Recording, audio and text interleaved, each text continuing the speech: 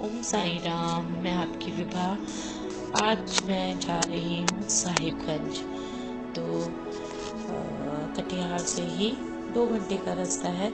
हमने कटिहार में अपनी पूरी ट्रेनिंग दी, उसके बाद हम लोग निकले साहिबगंज के लिए। साहिबगंज में मैं आई थी साहिबगंज 2019 में, जो कि मेरे साथ में बच्चे मेरे पास थे 47 मेरे पास ये बच्चे थे, और मैंने इन लोगों को 2019 में हेल्थ एंड वेलनेस की ट्रेनिंग दी थी। तो मेरा, क्योंकि बहुत दूर है, एक कोना है, यहाँ आना इतना आसान नहीं है, तो मेरे को अब एक मौका मिला कि मैं इन बच्चों के साथ में एक रिफ्रेश ट्रेनिंग फिर से कराऊं और एक प्रोडक्ट नॉलेज की इन लोगों को भी मैं क्लास दूं। तो अगेन कि मुझे आने का मौका मिला भारतीय वन्य जीव संस्थान के माध्यम से, और मैं अब पहले मैं NMCG के तहत आई थी, नमामि गंगे की तरफ से आई थी, और अब मैं आई हूँ जलज की तरफ से। तो अब ये जलज प्रोग्राम के अंतर्गत मैं यहाँ पर हेल्थ एंड वेलनेस की ट्रेनिंग देने के लिए आई।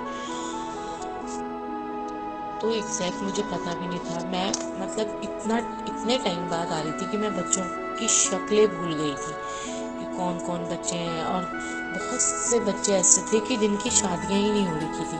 तो मेरे को यही था कि बच्चे पता नहीं आ पाएंगे नहीं आ पाएंगे, या कितने लोग आएंगे। तो ये मेरी क्लास, और मेरे पास पूरे के पूरे 18 बच्चे मेरे पास आए।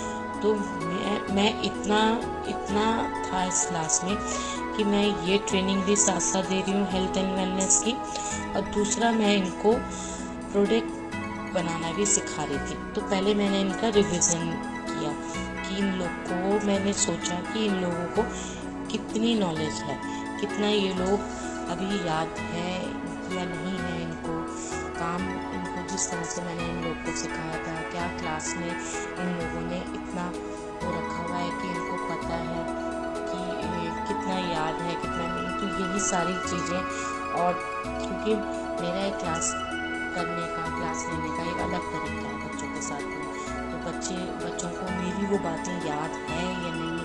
तो मैं यही सारी चीज़ें पूछ रही थी, क्या क्या ये लोग, कितना इन लोगों ने काम किया, कितना नहीं किया, इन लोगों ने कितने टाइम तक अपने काम को कंटिन्यू किया। यही सारी चीज़ें मैं बच्चों से पूछ रही थी। और अगर इन्होंने नहीं किया है तो क्यों नहीं किया, क्यों छोड़ा। अब ये लोग इतने टाइम बाद, ये 7 साल बाद ये ट्रेनिंग लेने के लिए आए हैं, तो ये ट्रेनिंग ये लोग क्यों लेने आए हैं? सिर्फ एक हेल्थ एंड वेलनेस की ट्रेनिंग लेने के लिए कि हाँ एक कोर्स आया है, दोबारा से ये कोर्स सीखना चाह रहे हैं, सिर्फ इसलिए, या ये लोग सच में कुछ करना चाह रहे हैं? तो मैंने एक बार फिर दोबारा से रिवीजन करवाया, और मैंने बच्चों को थोड़ा थोड़ा नोट्स भी लिखाए, क्योंकि नोट्स लिखाने बहुत ज़रूरी थे। बिना नोट्स के तो ये काम हो ही नहीं सकता है। चाहे, क्योंकि मुझे सबसे खुशी की बात ये लगी कि ये लोग अपनी वही कॉपी लेके आ रखे थे, वही फाइलें थी, कॉपी लेके आ रहे थे। तो मैंने इनको वही बोला कि ये इसके आगे तुम लोग लिख लेना, हर एक चीज़ कि तुम्हें याद हो। अभी क्योंकि टाइम मेरे पास सिर्फ 6 दिन थे, मेरे पास टाइम भी बहुत कम था, और मेरे को उतने कम टाइम में मेरे को बहुत सारी चीज़ें बतानी थी। तो पूरा रिवीजन, क्योंकि थ्रेड तक चलाना ये लोग भूल चुके थे। इन लोगों ने बिल्कुल, कुछ एक थे जैसे 5-6 लड़कियां हैं जो कर रही थी, आईब्रोज वगैरह अच्छे से बना रही थी, बाकी सब लोग, ये लोग बिल्कुल भूल चुके थे, थ्रेडिंग वगैरह भी हुई। तो मुझे वो चीज़ का मुझे बहुत अफसोस था। मैं हमेशा बोलती हूँ अपने बच्चों को कि प्लीज़ आप लोग थ्रेडिंग कभी मत छोड़ना, क्योंकि और बाकी काम आप लोग आराम से कर लोगे, लेकिन एक थ्रेडिंग है जो आपने छोड़ी, फिर उसके बाद वापस उसको लेके करना बहुत मुश्किल है। तो खैर, अभी मैं जितना कोशिश कर सकती थी उतना मैं इनको थ्रेडिंग की नॉलेज दे रही थी, लेकिन आगे इनको खुद ही वो चीज़ कंटिन्यू करना है। कंटिन्यू करेंगे तभी प्रैक्टिस करेंगे तो फिर थ्रेड छूटेगा ही नहीं। तो थ्रेड ही सबसे ज़्यादा मुश्किल होता है, ये मैंने इन बच्चों को शुरू से बोलती भी आई हूँ।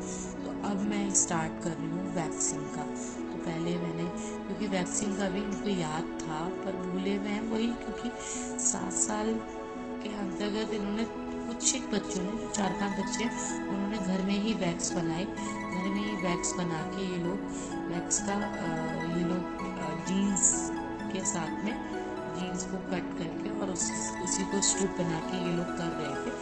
लेकिन अब मैंने इनको ये बोला कि जीन्स से अच्छा है आप लोग इस तरह के अपना वैक्स स्ट्रिप लीजिए, वो ज़्यादा ज़रूरी है। तो ये देखिए कि मैंने इनको एक एक चीज़ फिर दोबारा से बहुत ज़्यादा मुश्किल होता है दोबारा वापस उसी तरह से आके फिर दोबारा वो सब करना बहुत ही मुश्किल होता है। मतलब बच्चों के लिए मुझे यही रहता है कि क्योंकि 6 दिन कुछ भी नहीं होता, कुछ भी नहीं, लेकिन ये था कि इनको पहले से आता था, बस एक रिवीजन मारना था, एक रिवीजन करना था कि हाँ किस तरह से इन लोगों ने ये करना, ये आपको किस तरह से वैक्स नाइफ रखना है, वैक्स लगानी है, वैक्स कैसे नाइफ को किस तरह से पकड़ना है, वैक्स कितनी गर्म होनी चाहिए, यही चीज़ें फिर दोबारा से बच्चों को समझाया। और मैंने इन पे गुस्सा भी हो रही थी कि देख लो मुझे दोबारा से ये सारी चीज़ें बतानी पड़ रही हैं, जबकि तुम्हें खुद ब खुद याद होनी चाहिए थी। लेकिन ये है कि हाँ, याद तो जब जैसे कर रहे थे तो तब इनको याद आ भी रहा था। उसके बाद बच्चे अपने आप भी प्रैक्टिस करने लग गए थे। फिर करीब उन लोगों ने काफ़ी अच्छे ढंग से कर भी गए थे।